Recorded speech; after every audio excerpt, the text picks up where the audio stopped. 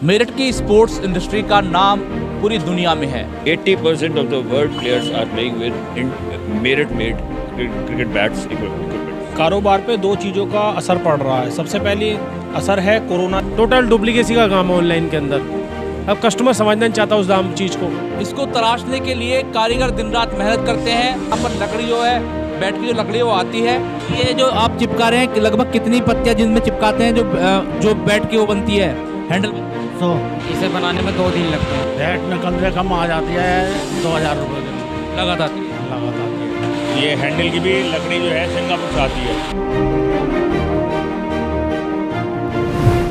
मेरठ की sports industry का नाम पूरी दुनिया में है।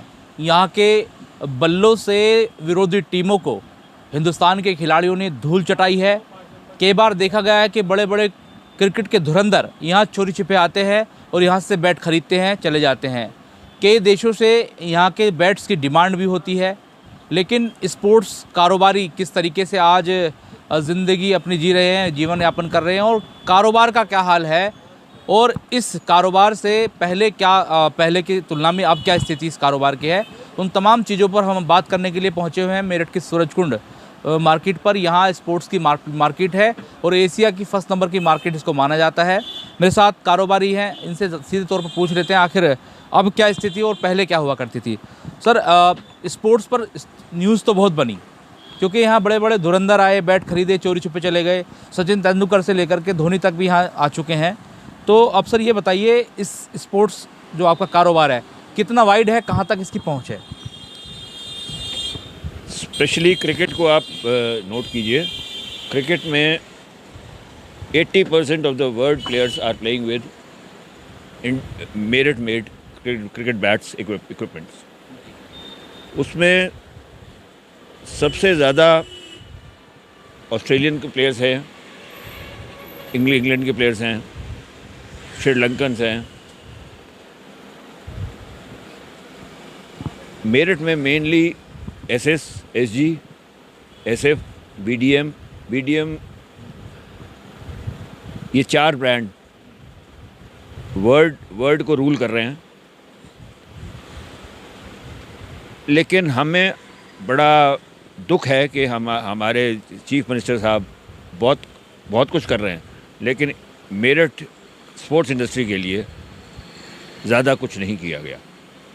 सर, मुझे लगता है कि पूर्व में जो है प्रधानमंत्री नरेंद्र मोदी यहाँ आए थे और पीछे एक इंडस्ट्री है जो जिम का सामान बनाते हैं, वहाँ पहुँचे थे, जिम किया था, फ़ोटो खिंचाए थे। तो आप लोगों ने तब प्रधानमंत्री से कोई इस तरह की बात नहीं रखी, चूँकि स्पोर्ट्स इंडस्ट्री धूल फाँक रही है आज? वो आए लेकिन उसको प्रमोट नहीं किया गया। आई मीन किसी की नॉलेज में नहीं रहा ज़्यादा, ना तो हमारी फेडरेशन की तरफ से कुछ वो हुआ और ना ही मीडिया की तरफ से भी। चुनिंदा लोगों को बुलाया गया था क्या? सोच ऐसी है, मतलब सारी इंडस्ट्री को नहीं बताया गया। सर, आपका नाम क्या है वैसे? दीपक तलवार। अच्छा तलवार जी, आपका यहाँ पर जो आप व्यापारी हैं, तो आप किसी इस व्यापार संघ से ताल्लुक़ रखते हैं या फिर ऐसे आम व्यापारी हैं? नहीं, हम हमारी सूरजकुंड स्पोर्ट्स इंडस्ट्री है, उसमें हम मंत्री के उस पर चल रहे हैं। अच्छा, तो तलवार जी दिक्कत क्या आ रही है? क्योंकि स्पोर्ट्स का तो इस वक्त क्रेज बढ़ा है। पहले तो केवल इंडिया लेवल की टीमें खेला करती थी, देश मतलब इंटरनेशनल खेल हुआ करते थे, लेकिन अब तो देखा ही जा रहा है कि भाई आईपीएल आ गया और तमाम तरह के गेम्स आ गए हैं। कारोबार बढ़ना चाहिए था। क्रिकेट को हट के लीजिए आप, एथलेटिक्स में मेरठ की 2 लड़कियां वर्ल्ड एथलेटिक चैम्पियनशिप के अंडर 19 के पदक विजेता रह रही हैं और सिलेक्शन भी हो गया उनका, और छोटे से गांव से आ रही हैं वो। तो मतलब एबिलिटी तो बहुत ज़्यादा है मेरठ में। क्रिकेट में तो सारी दुनिया देख रही है, एथलेटिक्स में भी बहुत ज़्यादा प्रमोशन हो रही है। लेकिन अगर गवर्नमेंट थोड़ा सा ध्यान दे दे हमारे तरफ, तो बहुत कुछ हो जाएगा। ठीक है, गवर्नमेंट सीधे चाहते हैं तवज्जो दे। सर, मेरा मानना यह है, प्रवीण कुमार से लेकर भुवनेश्वर कुमार तक आपके मेरठ से आते हैं। आपकी इंडस्ट्री का देश विदेश में नाम है। सर बोल रहे हैं कि 80% जो खिलाड़ी हैं मेरठ से बने हुए बल्लों से खेलते हैं। तो दिक्कत क्या है इस वक्त? जो हालात हैं स्पोर्ट्स इंडस्ट्री के वो काफ़ी धराशायी लगा रहे हैं, क्योंकि पहले देखा जाता था यहाँ जगह नहीं मिलती थी, बहुत लोग आते थे, लेकिन अब क्या समस्या है? कारोबार पर कितना फ़र्क पड़ रहा है? देखो जी, कारोबार पे दो चीज़ों का असर पड़ रहा है। सबसे पहली असर है कोरोना जो आया, कोरोना काल के बाद एक तो असर उसका, दूसरा असर है महंगाई का। सबसे पहले कोई भी व्यक्ति हो वो सबसे पहले अपनी बेसिक नीड पूरी करेगा। ये खेल का जो सामग्री है ये सबसे लास्ट में ही आती है, और माँ बाप आज की तारीख में अपने बच्चों को बाहर निकालने से भी संकोच कर रहे हैं। क्यों? बीमारी ऐसी फैल गई है, तो इस वजह से भी कारोबार पर बहुत फ़र्क है। और दूसरी बात, सरकार की ओर से देखा जाए, इन्होंने अभी पूर्व में यहाँ स्पोर्ट्स यूनिवर्सिटी की घोषणा करी थी, वो भी अच्छा सराहनीय कार्य रहा, लेकिन उसको भी अभी बनने में कई साल लग जाएंगे शुरू होने में। और एक और मांग रही है स्पोर्ट्स व्यापारियों की, हमारी पूर्व में भी सरकार से काफ़ी टाइम से मांग होती आ रही है यहाँ पर एयरपोर्ट की, जिसकी वजह से कनेक्टिविटी में बहुत फ़र्क पड़ेगा, तो उसकी वजह से भी कारोबार पे असर है। एयरपोर्ट आने के बाद क्या लगता है कारोबार बढ़ेगा?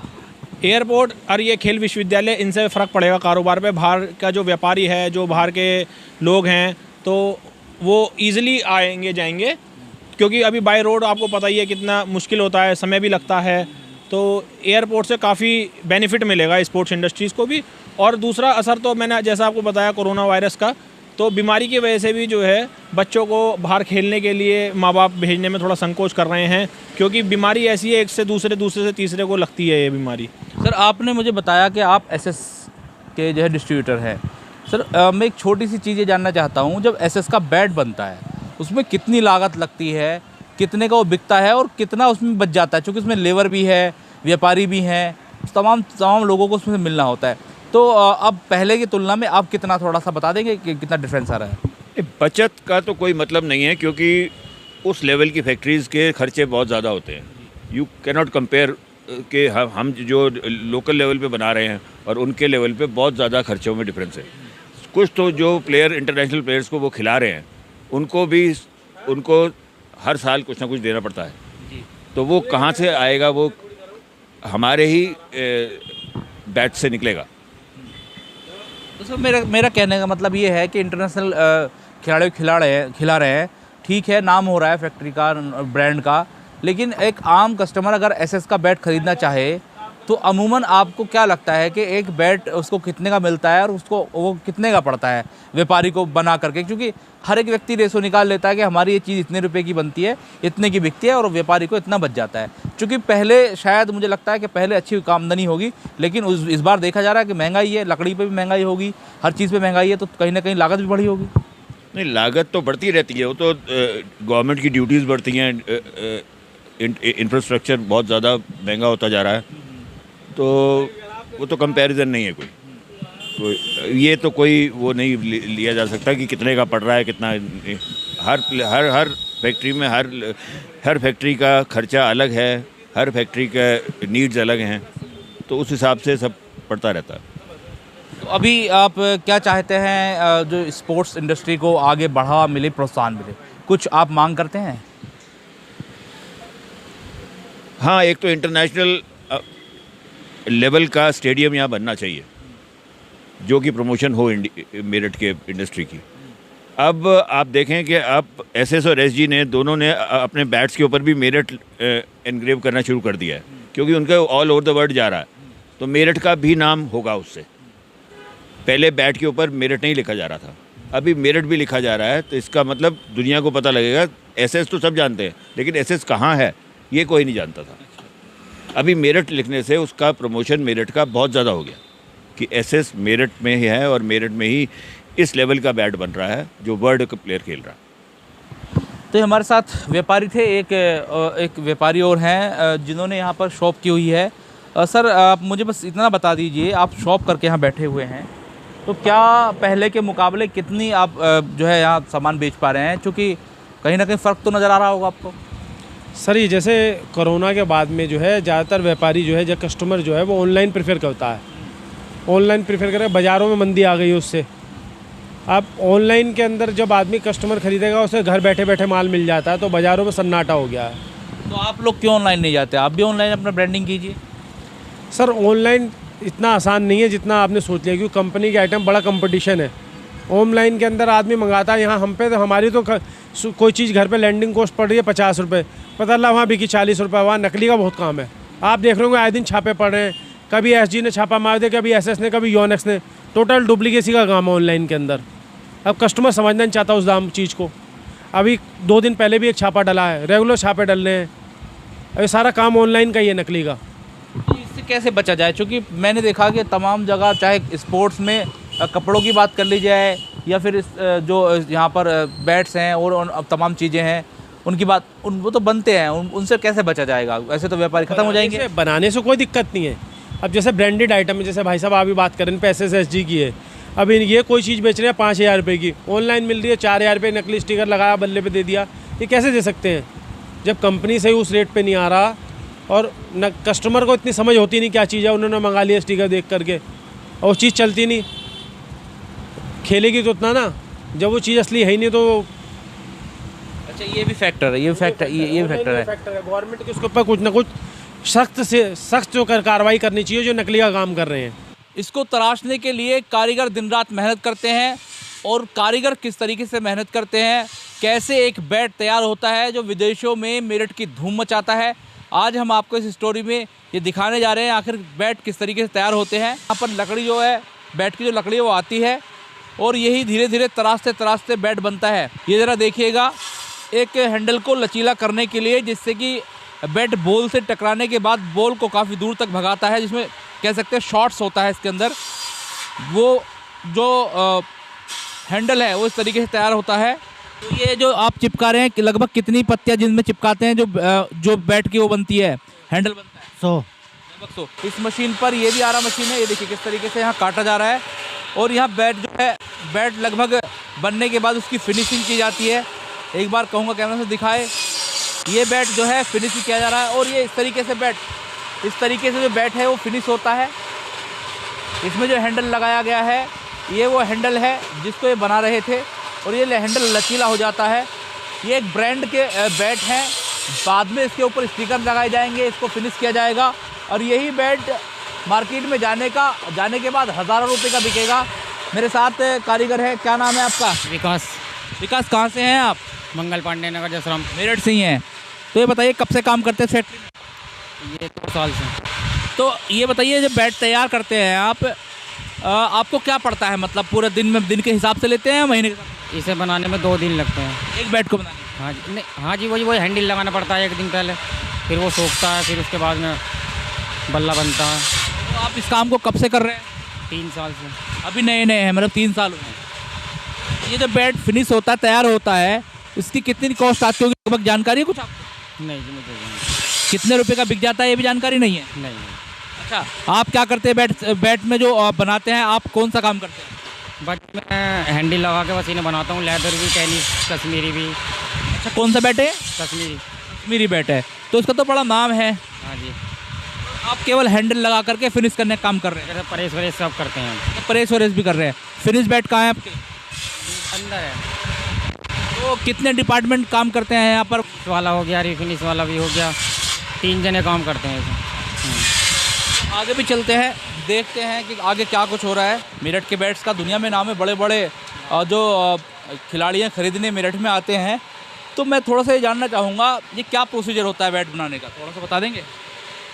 बैट कैसे बनता है, बैट में कितनी लागत आती है लगभग, और जब इसको बेचने का नंबर आता है तो फिर कितने तक का बिक जाता है? बैट में कम से कम आ जाती है 2000 रुपये की लागत आती है। लागत आती है। अच्छा, उसमें 3000 का भी बिक जाओ, 4 का भी बिक जाओ, ऊपर भी बिक सकता है। अच्छा, लेदर का अलग होता होगा, कोस्को का अलग होता है, तो दोनों अलग अलग होते हैं। लेदर अलग, वैसा अलग। तो सर थोड़ा सा बैट का प्रोसीजर बताइए, क्योंकि सब जानना चाहते हैं कि मेरठ का बैट आखिर बनता कैसे है, ऐसा इतना नाम उसका क्यों है? ये बैट ऐसे बनता है, इसके अंदर 2 तरह की लकड़ी आती हैं, एक तो इंग्लिश विलो, एक कश्मीरी विलो। हम जो बनाते हैं वो कश्मीरी विलो में ज़्यादा बैट बनाते हैं। इंग्लिश विलो जो है वो इंग्लैंड से आती है, उसके यहाँ अपने डीलर है, तो वो हमें नहीं मिलती, हमें खाली कश्मीरी विलो मिलती है, तो वो हम लोग बनाते हैं। उसका प्रोसीजर आपको बता देता हूँ, आइए आप। ये बैट है, इसको जो है ये अभी सेमी फिनिश है, ये अभी फिनिश नहीं हुआ बैट जो है। ये कारीगर इसको बनाएगा, पहले इसके अंदर हैंडल फिट करेगा, जो हम अपना ही बनाते हैं। ये हैंडल की भी लकड़ी जो है सिंगापुर से आती है, सिंगापुर से सिंगापुर से आती है। और एक लकड़ी यहाँ से अंडमान से आती है जो हिंदुस्तान में होती है, बैंत जो आती है। तो ये सब सिंगापुरी बैंत के हैंडल है। ये लड़का इसको पहले हैंडल लगाता है, उसके बाद जो है ये बैट बनाएगा। ये अभी फिनिश बैट है। ये बैट बनने के बाद जो है उधर तैयारी में जाएगा। आइए मैं तैयार हो सर, दिखाइएगा। ये आजकल नया वो चल रहा है ट्रेंड जो है, ये बैट टेनिस बैट कहलाता है। ये जो टेनिस की बॉल होती है उससे खेला है, ये लेदर से नहीं खेला जाता, ये टेनिस की बॉल से खेला जाता है। और ये बैट जो है जब से धोनी की पिक्चर आई थी, धोनी ने जब से इस बैट से खेला है तब से जो है इस बैट की डिमांड बहुत ज़्यादा हो गई है। धोनी की एक मूवी आई थी, उसके अंदर जो है वो टेनिस टूर्नामेंट खेलता है। तो ये प्रैक्टिस करने के लिए होता होगा। ये टेनिस बॉल से खेलने के लिए है। जो बड़े बड़े खिलाड़ी वो भी टेनिस से वो इससे नहीं खेलते हैं। ये तो खाली जो है टेनिस की बॉल से शौक के खेला जाता है। जो बड़े बड़े खिलाड़ी खेलते हैं वो सब लेदर की बॉल से प्रैक्टिस करते हैं, लेदर से ही खेलते हैं। तो ये सर, ये जो आप बनाते हैं बता रहे कश्मीरी लकड़ी है, सिंगापुरी इसका हैंडल है, कश्मीरी विलो जो है ये लकड़ी है। तो आप क्या मानते हैं कितनी कॉस्ट एक बैट में आप क्या जाती है? ये बैट हमारा जो है 800 से शुरू है और 2000 रुपये तक का बैट। कॉस्ट कितनी आती है फिर आपकी, अगर आप इतने का बेच रहे हैं तो कॉस्ट कितनी आ रही है? कॉस्ट तो ये हमारा कॉस्ट है, हाँ। बेचने को बिकेगा कि नहीं, ये बेचने का रेट है, कॉस्टिंग तो हमारा अच्छा अलग, अच्छा व्यापार का पार्ट है। तो सर ये बताइए, क्योंकि आपकी फैक्ट्री चल रही है, मैंने कई फैक्ट्रियों से मालिकों से बात की, उनकी फैक्ट्रियां तो बंद हैं, कह रहे हैं कि भाई थोड़ा महंगाई का भी इस बार महंगाई की भी थोड़ी सी मार है, क्या ये? तो भाई साहब देखो, जब से ये जीएसटी बहुत ज़्यादा हो गया, जीएसटी लगाया तो 12% जीएसटी हो गया, तो 12% काफ़ी मतलब जो है उससे फैक्ट्री को फ़र्क पड़ा है। 12% काफ़ी होता है, तो उस वजह से भी थोड़ा हो गया। और एक जो है हर चीज़ बहुत महंगी हो गई है, बहुत ज़्यादा महंगी, चाहे उसके अंदर फेविकॉल है, चाहे लकड़ी है, चाहे केन है, कोई भी चीज़ है, हर चीज़ बहुत ज़्यादा महंगी हो गई है। तो उस वजह से जो है फैक्ट्रियों को बहुत दिक्कत आ रही है और काफ़ी फैक्ट्रियाँ बंद हैं। उससे डिमांड भी आजकल कारोबार पर क्या फ़र्क है? क्योंकि विदेशों में तो डिमांड शायद अभी भी इतनी है बैट्स की जितनी पहले हुआ करती। विदेशों में है, लेकिन हम लोग मतलब यहाँ बहुत कम लोग हैं जो एक्सपोर्ट करते हैं। वो बड़ी बड़ी कंपनियाँ हैं, जैसे एसएस हो गए, SG हो गए, PR, ये बड़ी कंपनियाँ जो हैं। हम लोगों का काम सब लोग हिंदुस्तान में ही है, हम लोग बाहर एक्सपोर्ट नहीं करते। तो उन कंपनियों पे तो लिए फ़र्क नहीं पड़ा, हम लोगों पे जो है थोड़ा। जो अंदर स्वदेशी कंपनियां अंदर ही बेच रही हैं हिंदुस्तान के अंदर, और क्रेज़ तो क्रिकेट का है ही, क्रेज़ तो कम नहीं हुआ, बावजूद इसके कारोबार पर फ़र्क पड़ा। कारोबार पर महंगाई की वजह से फ़र्क पड़ रहा है। तो ये हमारे साथ प्रोडक्ट ऐसा है कि इसका ये कोई वैसी आइटम बच्चों की फिजिकल उसकी है। एक तरफ तो गवर्नमेंट कह रही है कि हर बच्चे को जो है फिजिकल एक्टिविटी में भाग लेना चाहिए, दूसरी तरफ आप इतना टैक्स लगा रहे हैं। तो हमारी तो डिमांड ये है कि भाई इसको 5% पे लाना चाहिए। आपका पूरा नाम और डेजिग्नेशन? मेरा अजय गुप्ता नाम है और ये फैक्ट्री मेरी है। मेरठ के ब्रांड पर अब मेरठ का नाम आएगा, तो ऐसे में इन लोगों की सीधी सीधी मांग भी यही है कि इसको उत्थान देने के लिए कोई इस पर ध्यान दे, प्रधानमंत्री, मुख्यमंत्री या कोई भी इस पर ध्यान देंगे तो शायद इंडस्ट्री एक बार फिर अपना उछाल मारने लगेगी।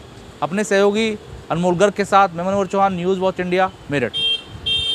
मेरठ की स्पोर्ट्स इंडस्ट्री का नाम पूरी दुनिया में है। 80% of the world players are playing with Merit-made cricket bats equipment. कारोबार पे दो चीज़ों का असर पड़ रहा है। सबसे पहली असर है कोरोना। टोटल डुप्लीकेसी का काम है ऑनलाइन के अंदर।